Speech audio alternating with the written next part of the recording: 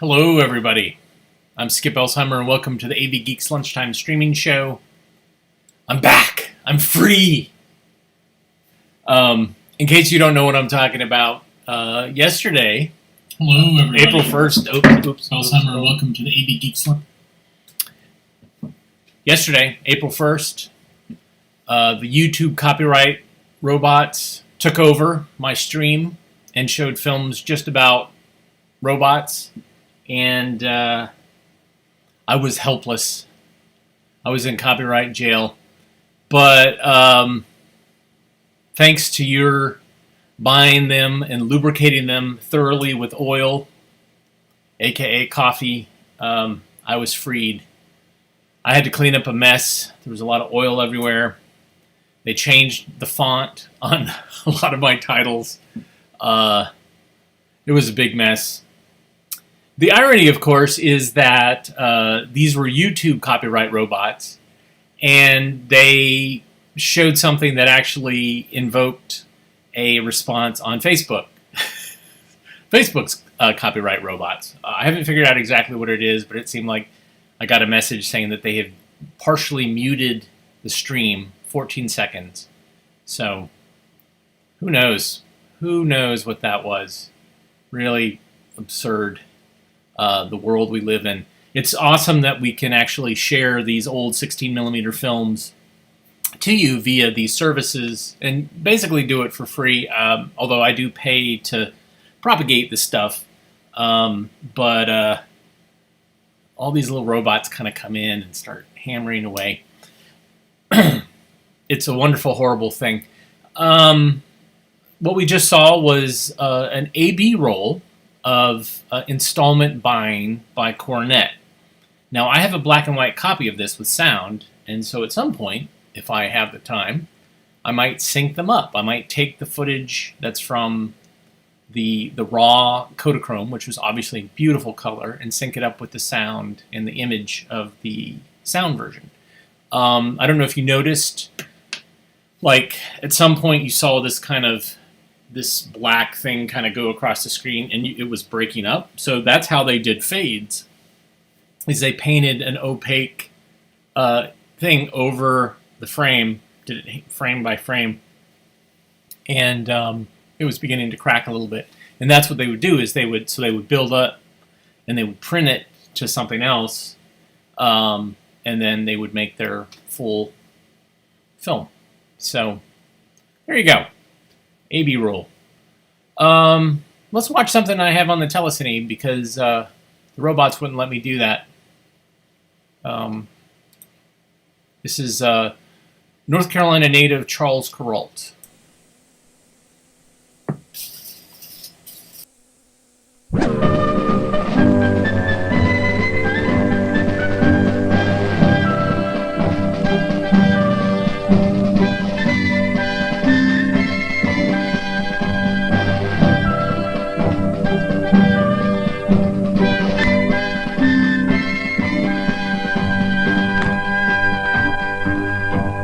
I'm Charles Kuralt.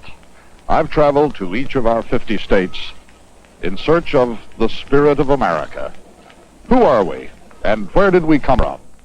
I went looking for an idea, or a person, or a moment of history in each state that has contributed something to the notion of being an American. My journey took me to some of the birthplaces of the raucous give and take of American democracy. Such heady ideas as freedom of conscience, sovereignty of the people, the balance between liberty and equality, and baser stuff, the lust for land, for gold, for empire, ambition, courage, dissent, failure, and blessed good fortune. All these and more, much more, I found to be the elements of the American heritage, the spirit of America.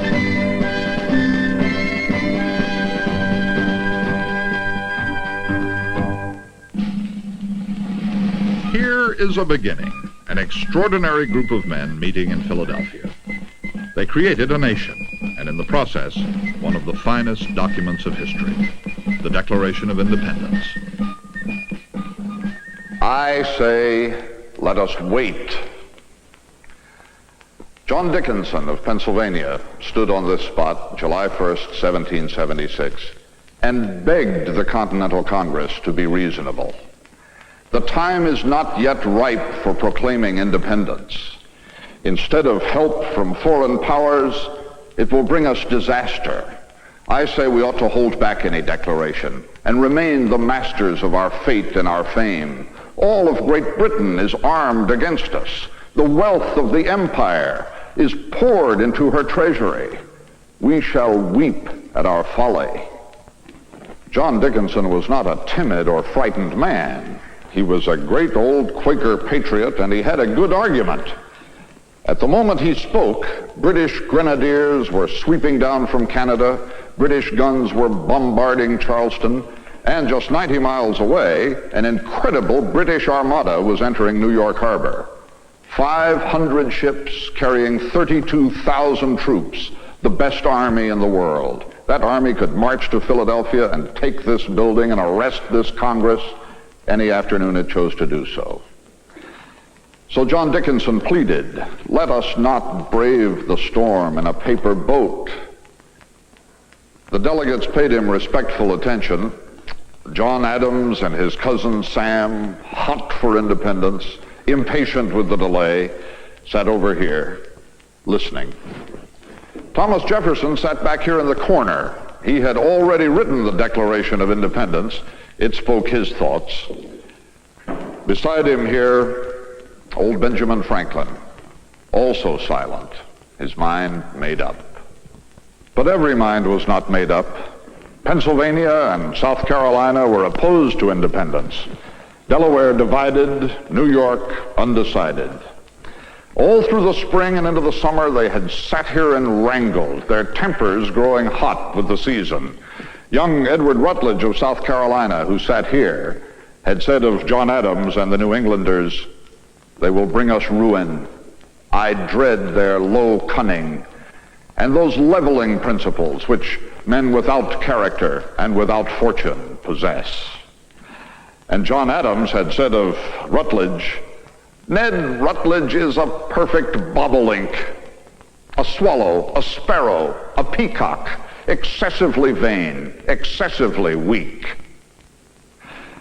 Now, Rutledge and Adams and the rest, listen to John Dickinson speaking gravely from the heart.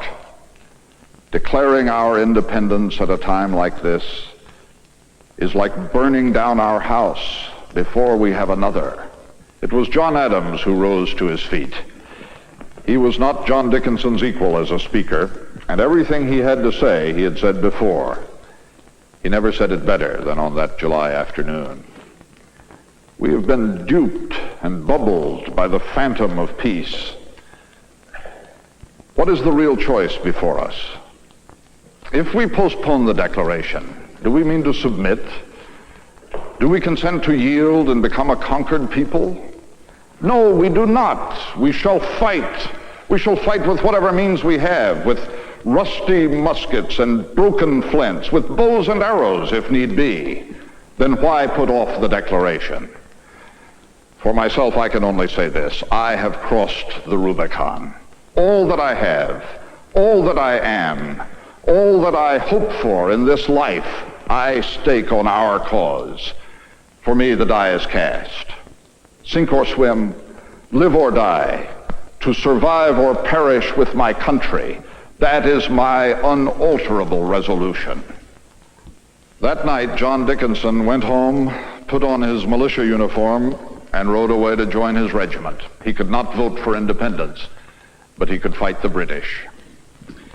That night, Edward Rutledge changed his mind. South Carolina would not stand in the way of unanimity. That night, Caesar Rodney, a man dying of cancer, rode through the night on horseback in a storm to Philadelphia to cast the deciding vote for Delaware. And so when Secretary Charles Thompson called the roll on July 2nd of the 12 colonies voting, all 12 declared for independence. It was done. What remained was the declaring it. The next morning, July 3rd, an anonymous note was found up here on President Hancock's table. It said, "You have gone too far. Take care. A plot is framed for your destruction, and all of you shall be destroyed." It suddenly occurred to them that there might be a lighted powder keg under this floor. There was an uproar. There were volunteers to search the cellar. Then crusty old Joseph Hughes of North Carolina, who sat here, stood up to say, "Mr. President, I am against wasting any time searching cellars. I would as soon be blown to pieces as proclaim to the world that I was frightened by a note without searching any cellars." The Continental Congress proceeded to a consideration of the Declaration of Independence. They are immortal words now, but of course they weren't when Charles Thomson read them for the first time, when, in the course of human events, and for 2 days Jefferson sat back there in the corner and fumed as they all toyed with his masterpiece. Did we really have to call the king a tyrant quite so often? They changed some of the tyrants back to king. Did we have to bid the British people our everlasting adieu? They struck that out. And Jefferson's mightiest passage, his denunciation of slavery, that was struck out too at the insistence of Georgia and South Carolina. Jefferson wrote elsewhere, "Nothing is more certainly written in the book of fate than that these people are to be free." But finally, all the cuts and changes were done, and what remained was a document still noble enough to inspire the tired delegates and bold enough to hang them all. It was read through one more time to the end. And for the support of this declaration, with a firm reliance on the protection of divine providence, we mutually pledge to each other our lives, our fortunes, and our sacred honor. There was one final vote, and President Hancock announced the result with the use of a new phrase: "The Declaration of the United States of America is unanimously agreed to." There was no cheering, no fireworks, not yet. The delegates simply walked out into the night of the 4th of July thinking their own thoughts, some of them, no doubt, remembering what John Dickinson had said. "This is like burning down our house before we have another." Others hearing Tom Paine, "The birthday of a new world is at hand. We have it in our power to begin the world all over again." John Adams walked to his boarding house to write a letter to a friend. "Well," he said, "the river is passed. The bridge is cut away."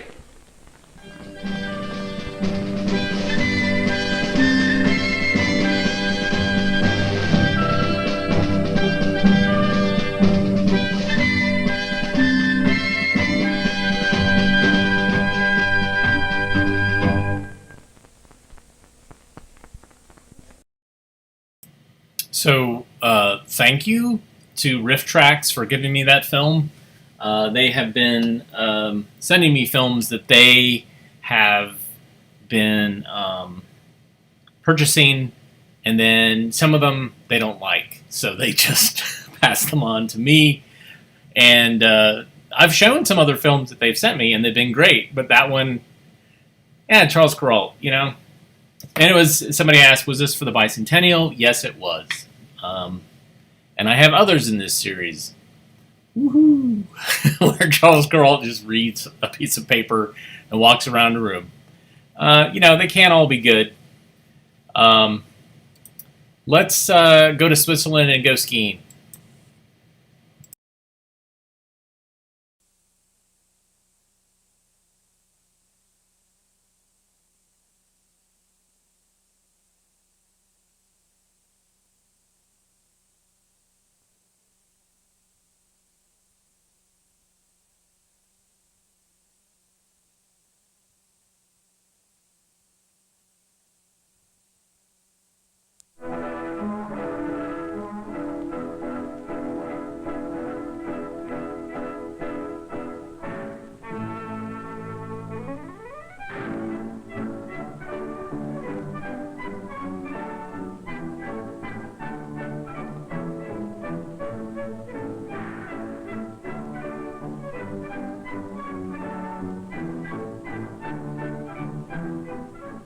With the first sunbeams of dawn gilding a vast blanket of glittering snow, another day begins high among the Swiss Alps.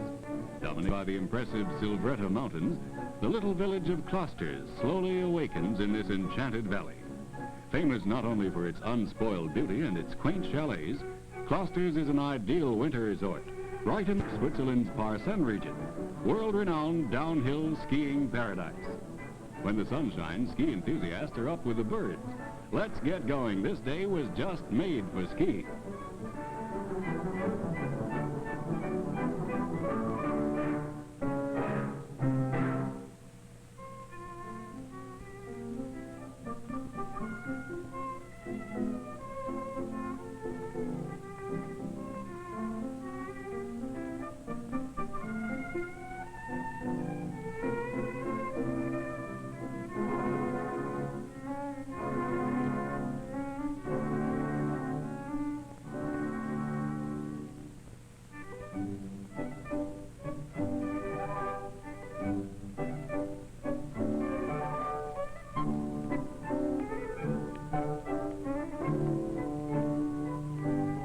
Our friends pick up 3 more of their pals. Together, the 5 make a Klosters team of highly trained expert skiers. Let's follow them on their way. The sun is warm, the air spicy, the snow condition perfect. It bids fair to be a memorable day of skiing.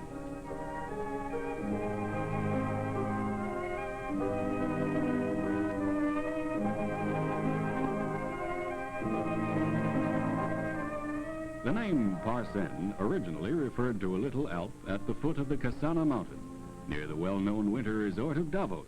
But today the name applies to a great widespread region which includes many fine resort towns, and which was created, it would seem, expressly for skiing. The Parsen can scarcely be matched anywhere for scenic beauty, and certainly it's the largest and most fabulous downhill skiing district in the world.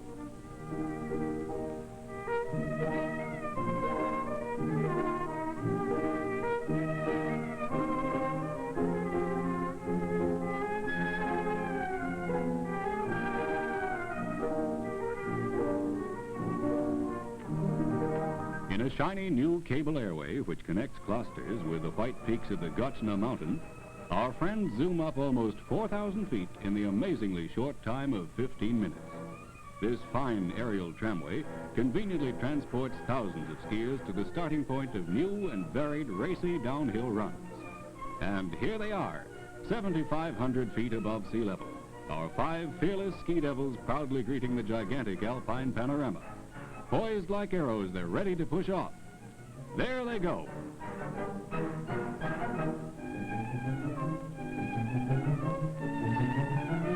With breathtaking speed, they'll fly down over wide-open, endless slopes, whirling through soft, white, powdery snow.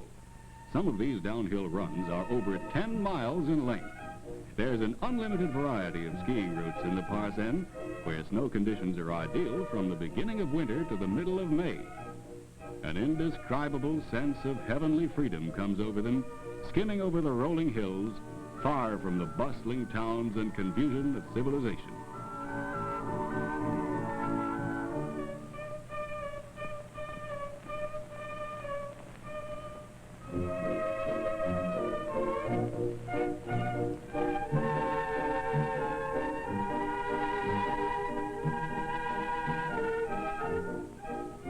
Take heart, you novice skiers. Even an expert can take a tumble. She gives the sign, no broken bones, I'll be with you in a minute.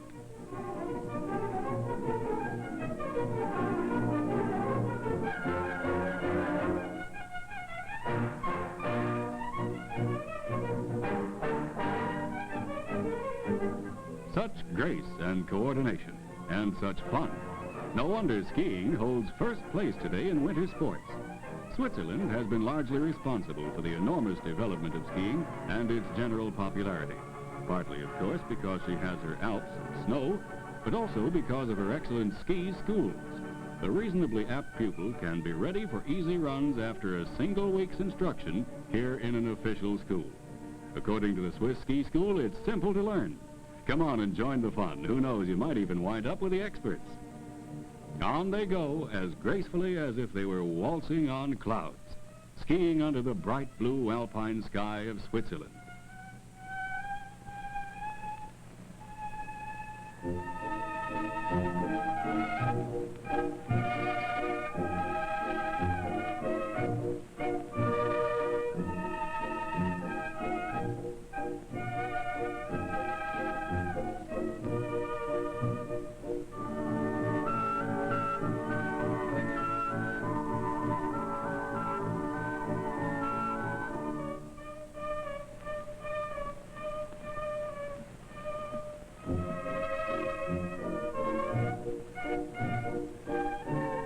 The Parsen skiing district is so tremendous that half the day can pass by before our team of 5 meets other enthusiastic sportsmen.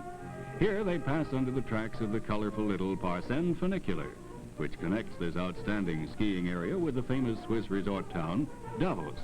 Efficient railway and funicular service throughout the Parsen region returns skiers to their starting points without any difficulty. The less ambitious athlete will be glad to know that a network of ski huts and inns covers the area. No need to push on doggedly when you're tired. There's always the time and the place to stop for a cheering cup of chocolate. Our friends, though, are not yet ready to relax.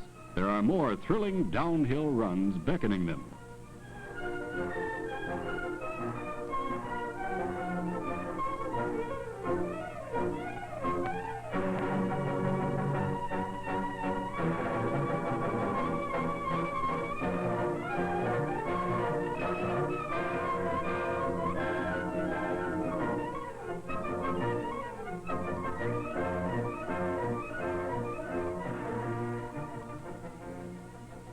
For the experienced skier, there are thrills aplenty in the Parsen, and yet it's one of the least dangerous of all the big skiing districts.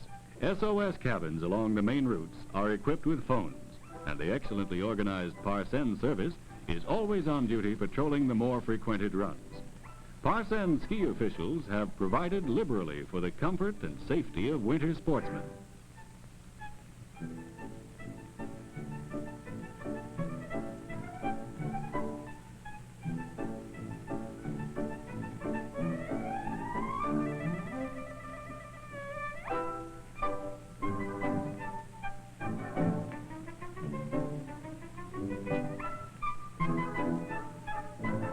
Some of the biggest names in international skiing have trained in the Parsen, and many of them have won their medals in the famous Parsen Derby, an exciting ski meet which was first organized in 1924.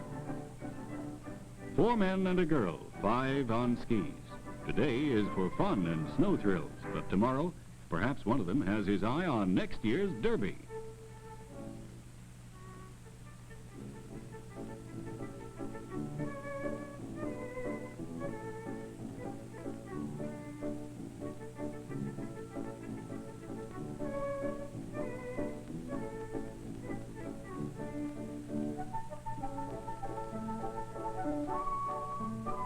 The winding track of the funicular crosses their path again. A brief stop, a wave of welcome to skiing friends, and they'll be off once more, now on the home stretch.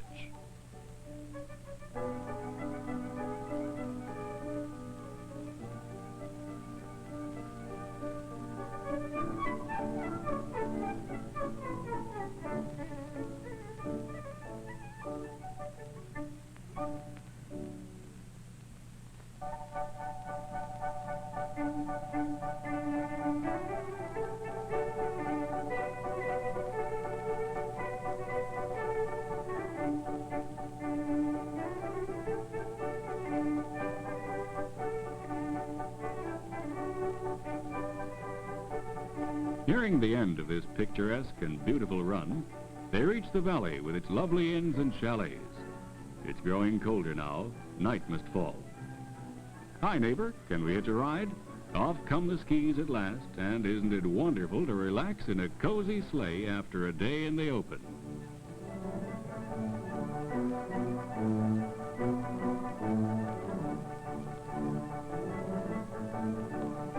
Jingle bells, jingle all the way.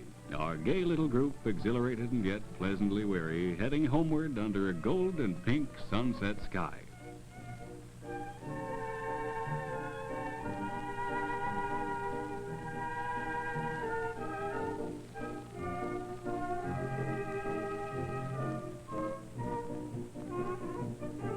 The lights of the village ahead twinkle their warm welcome as the snow turns to silver under a rising moon.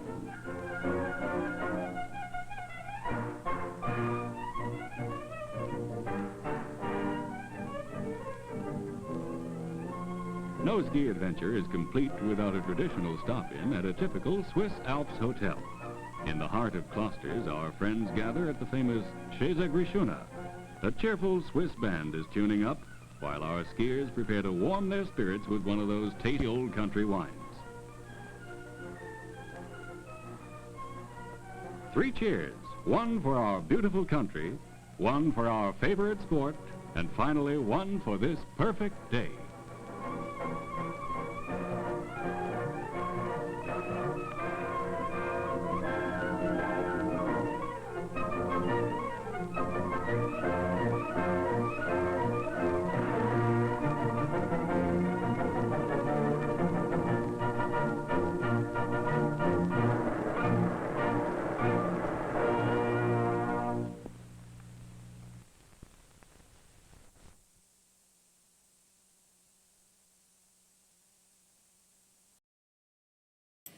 Well, that was just glorious.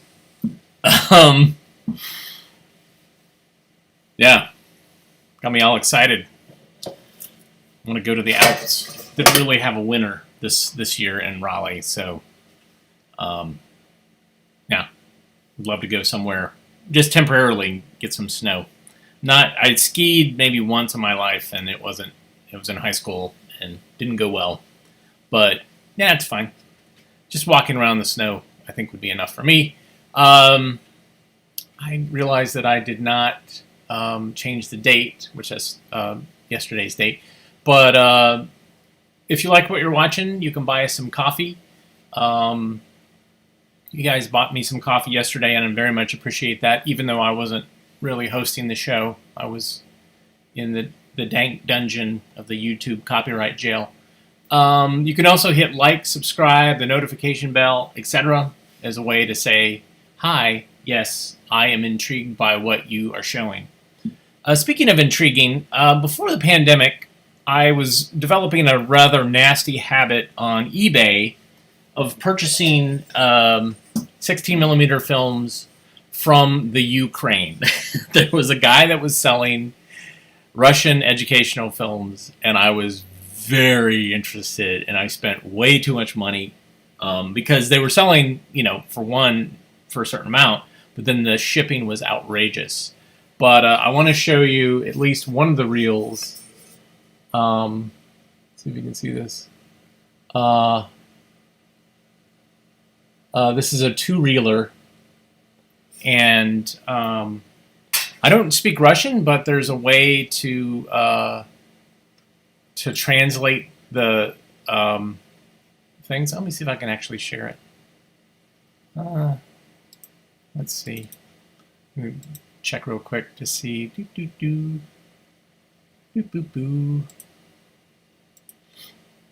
All right.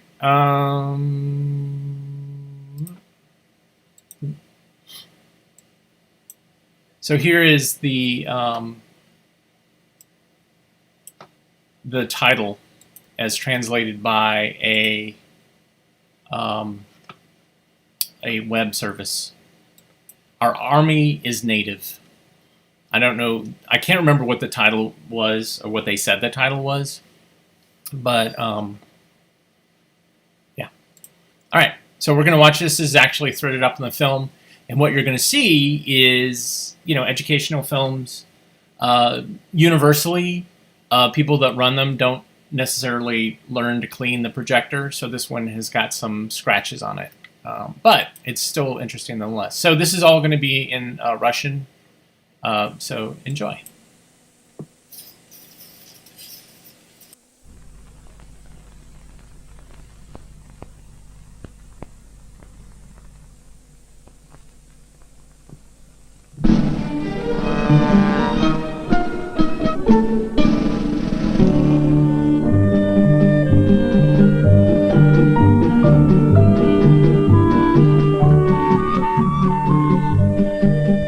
Ребята, уже больше 30 лет на советской земле мир.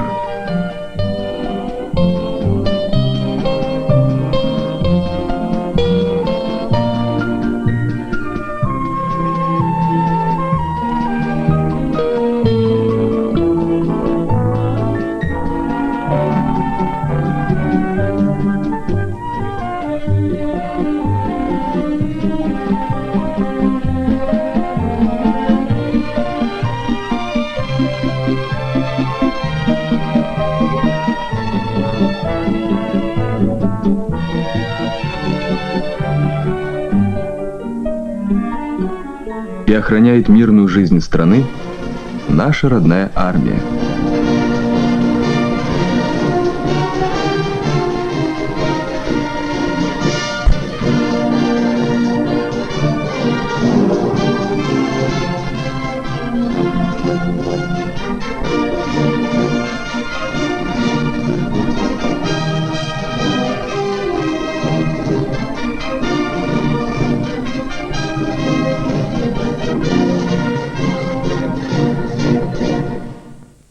Старшина Гладков – отличник пограничных войск.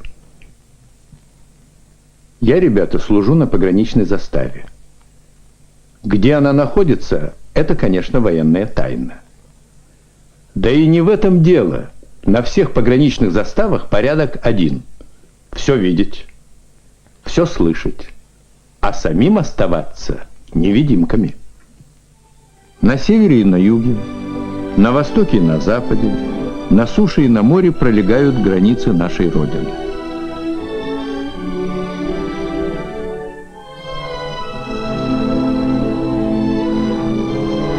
По всей границе стоят пограничные столбы.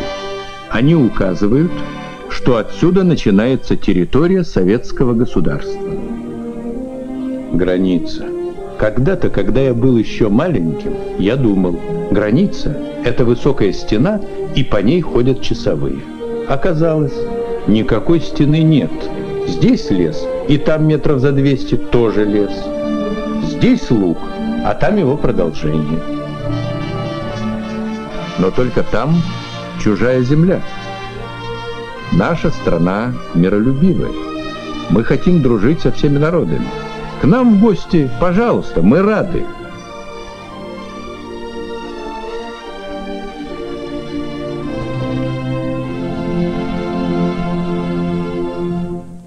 А незваных гостей мы встречаем так. Его задержали на юге нашей страны. Не успел далеко уйти. Помогла задержать нарушителя границы служебная собака. А теперь, ребята, я вас приглашаю к нам на заставу. Давайте посмотрим, как тренируют наших служебных собак. Собака – друг и помощник пограничника.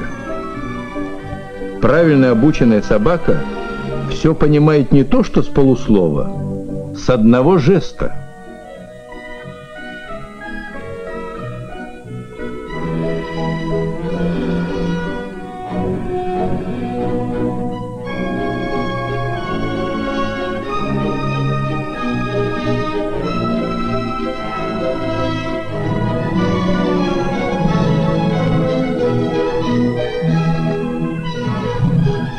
У нас на заставе лучшие проводники служебных собак – сержанты Иванов и Косицын.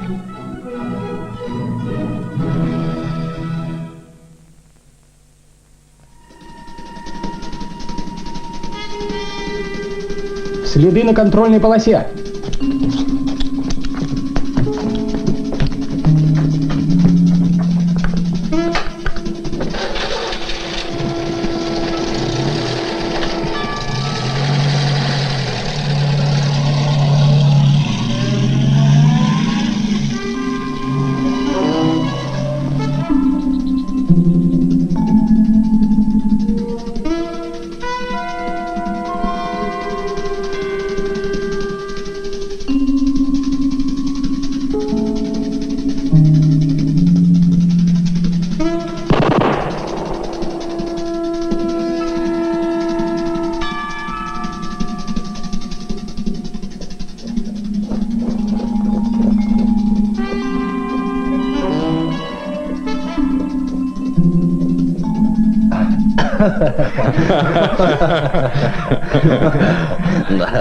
Ну и силище у твоего Амура.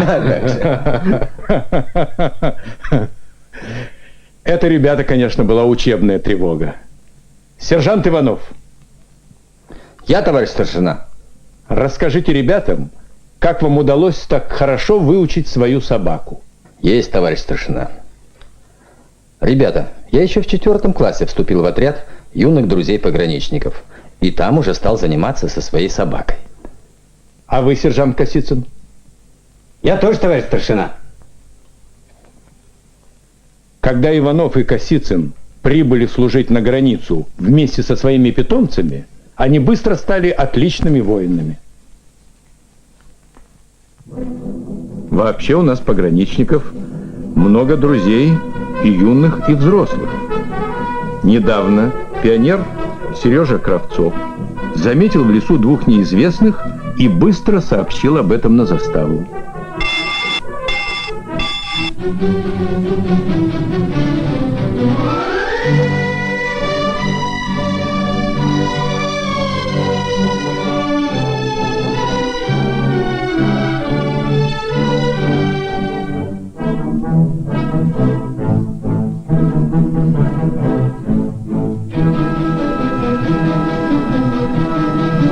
И опасные вражеские агенты были задержаны. Нам помогает весь народ.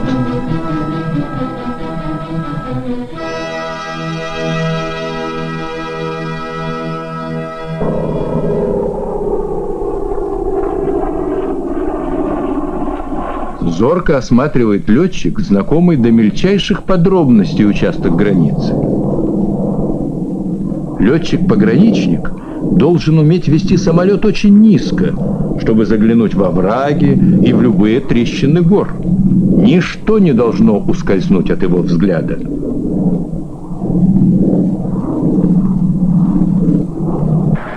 Также надежно охраняются наши морские границы.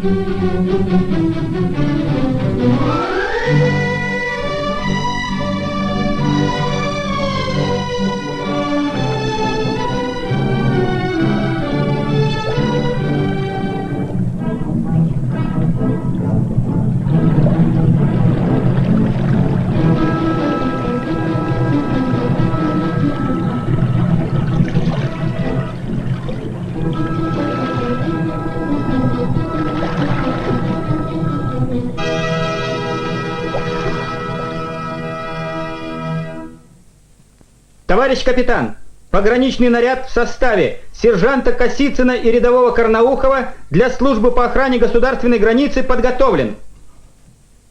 Вам приказываю выступить на охрану государственной границы Союза Советских Социалистических Республик.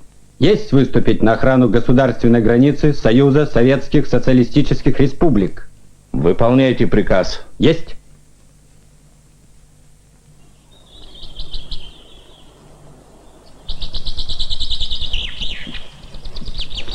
Вот так мы и служим. Ни один нарушитель не пройдет.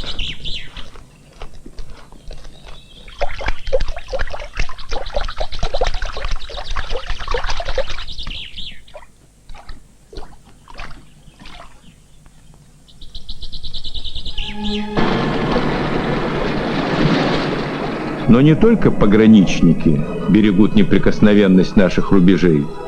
Родину охраняет вся советская армия.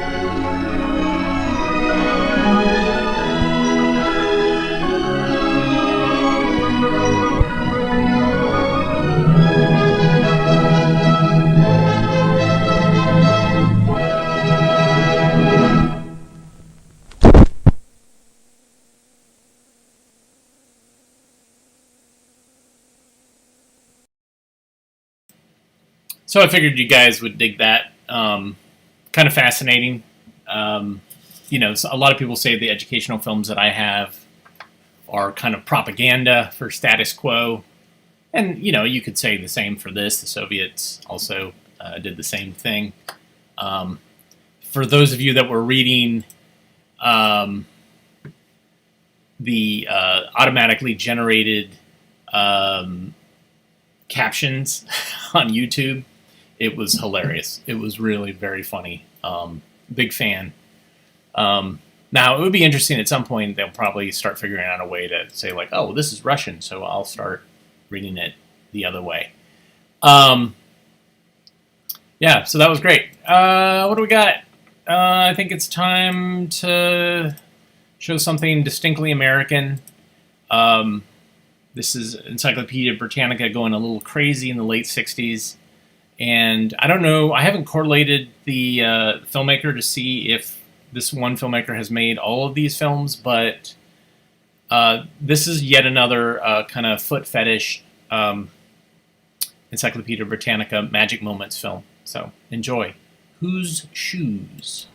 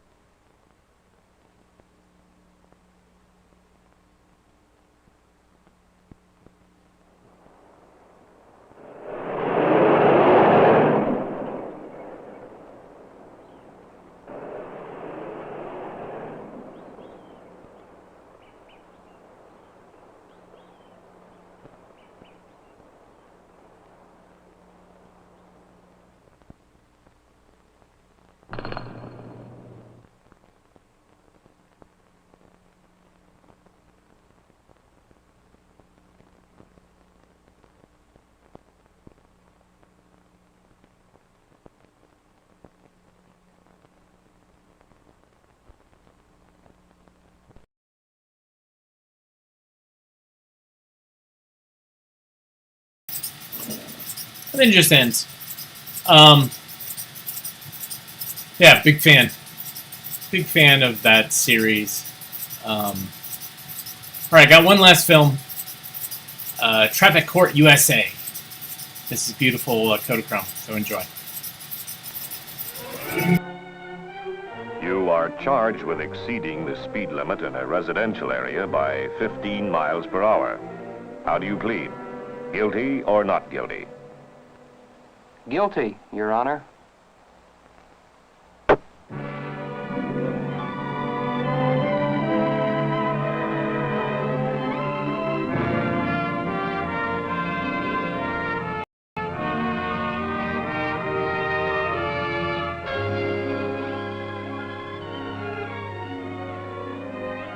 traffic court.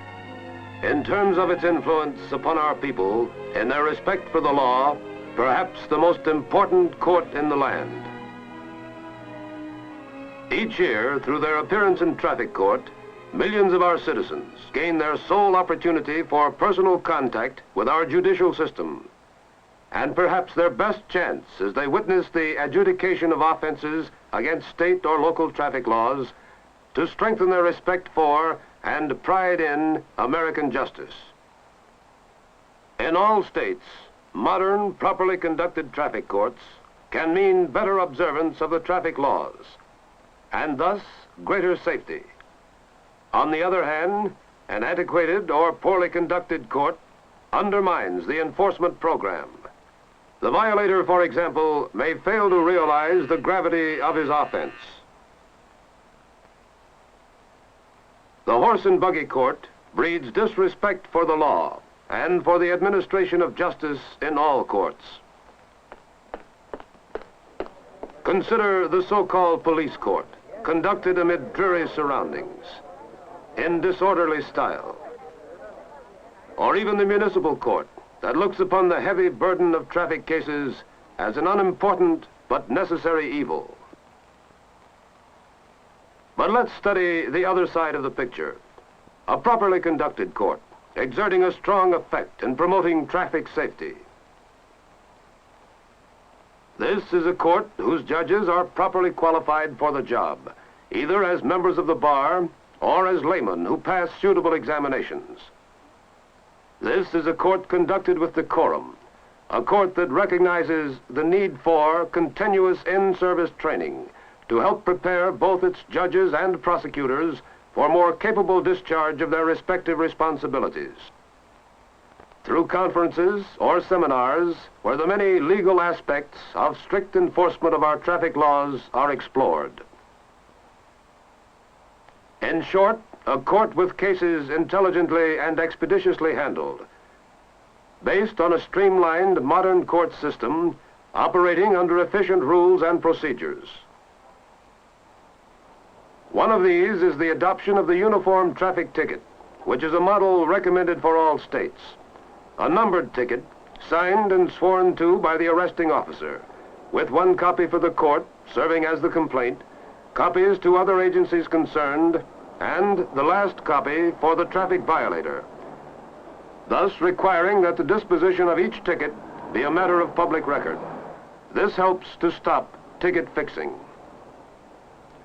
Now, let's see how such a court system works. Citizen housewife Jane Doe has received a ticket for overtime parking.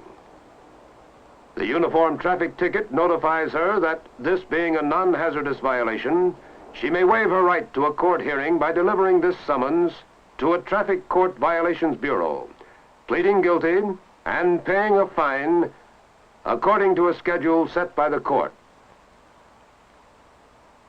Thus, in certain non-moving violations, the Bureau saves the time of both the court and the driver. But Citizen John Doe has been arrested for speeding, a dangerous offense that compels his personal appearance in court. Failure to appear on the day and time noted on the ticket would result in prompt issuance and serving of a warrant. But John Doe does appear, pleads guilty, and after his offense is described and previous offenses noted by the court, receives a penalty.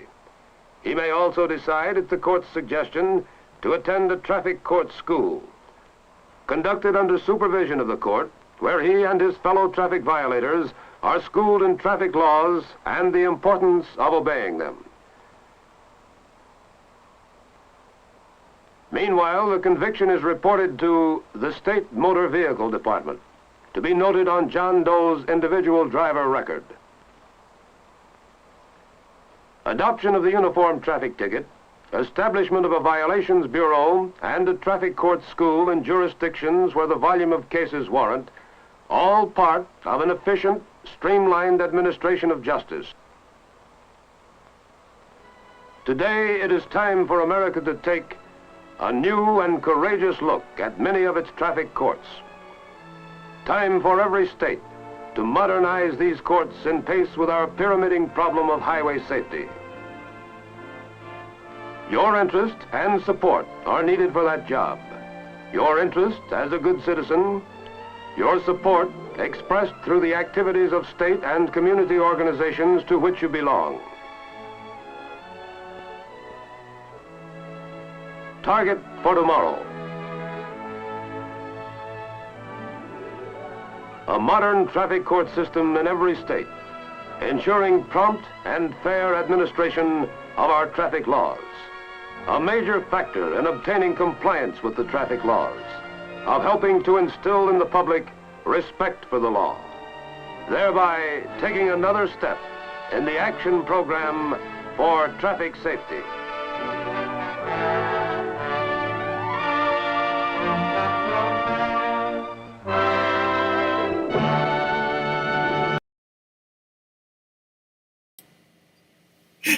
I love it. It has that same kind of like patriotic, like like that we saw for industrial things like springs and for batteries and for antifreeze. And it's about traffic tickets. Surprisingly, the parking ticket was included in that, and I think that most cities have like farmed that out to somebody else. And there's just a way to deal with those without going to court. But I don't know. Anyways, everybody have a great holiday weekend. I've ordered some black jelly beans, so I'm going to be living high this weekend because that's what I do. But we'll be back on Monday, 1 o'clock. As always, if you like what you saw, you can buy us some coffee at this link. Hit like, subscribe, notification bells, all that stuff that you do to say we like you. But just, contributing, putting eyeballs on things, that helps too. But everybody have a good rest of your week. And, we look into the film can and it tells us to please rewind and love each other. But, take care of yourself. Eat some Easter chocolate if you can. And we will see you on Monday. Take care.